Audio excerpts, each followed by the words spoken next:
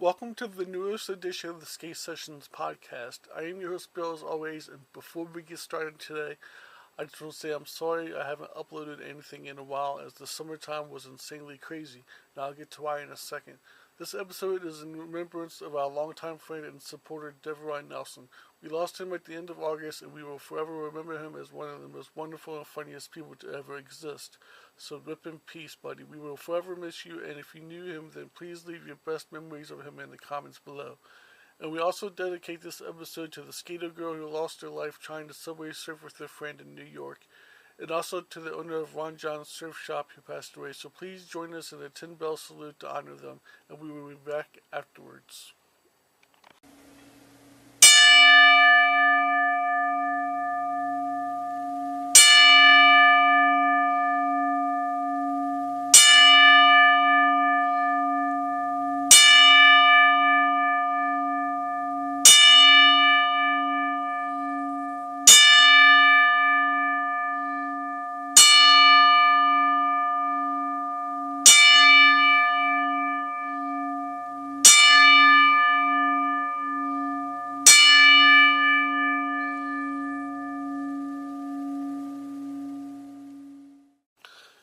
Today we definitely got some weird and odd news to go over. I hope everyone had a good summer.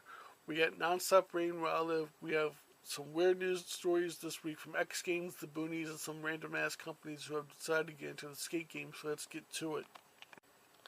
Our first piece of big news is the new Mexican tariffs have taken effect back on August 1st. So for those who are buying boards made in Mexico and enjoy the price hike, this is a good time to remind you to please buy American-made skateboards. They are out there if you look hard enough.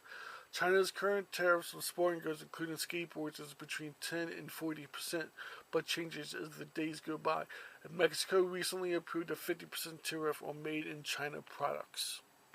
Another big piece of news is that X Games will be removing human judges and will replace them with AI judges. And just like you, I'm absolutely tired of hearing about AI this and AI that. And it's just another way for a corporate business to not have to pay people, which is the goal at the end of the day. So the robot skaters will finally get the robot judges that they deserve. In other competition news, the Olympics have officially banned trans athletes from competing and has banned trans athletes from the Paralympics as well. And I'm sure the news will continue as the months go by. In team news, PERALTA has finally turned Zach Dolan pro. I'm super pumped for him, and it's been a long time coming. The thing about POWELL is they always kind of taking their time to turn their skaters pro, which is a bit of a mystery.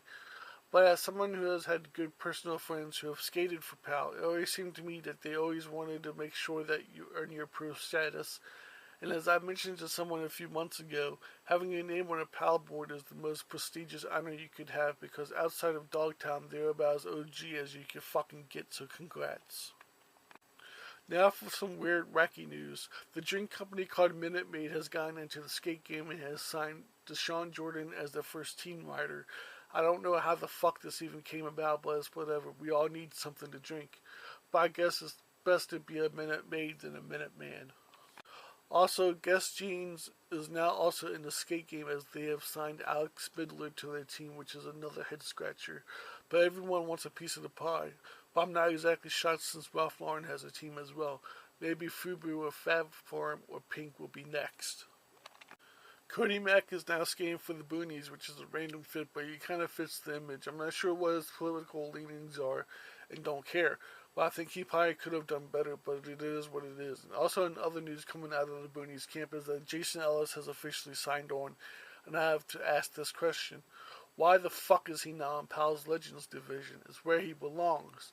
I know he recently had a board out on RGS skateboards, but after that was done, the POWELL team manager, DeVille Nunez, should have signed him to join back up with POWELL. So shout out to DeVille for fucking up that opportunity. Anyone who knows me knows I'm a big Jason Ellis fan, so it's a shame they couldn't snatch him up and bring him back home to POWELL, but oh well. Also, longtime team manager Bill Reese got diagnosed with lung cancer. I hope he gets well soon and makes a speedy recovery. Toy Machine just recently launched a new Ed Templeton board with a burning Klansman, and people are currently up in arms about it. But let's not forget that back in the early 90s, the owner of Deluxe Distribution had a hanging Klansman graphic, and was a top seller at the time. And also, let's not forget to mention that Z-Boy G Adams had a board graphic that had a big swastika on it, which was done by Deathbox Skateboards. And why they even allowed that, who knows, but a lot of companies make stupid decisions.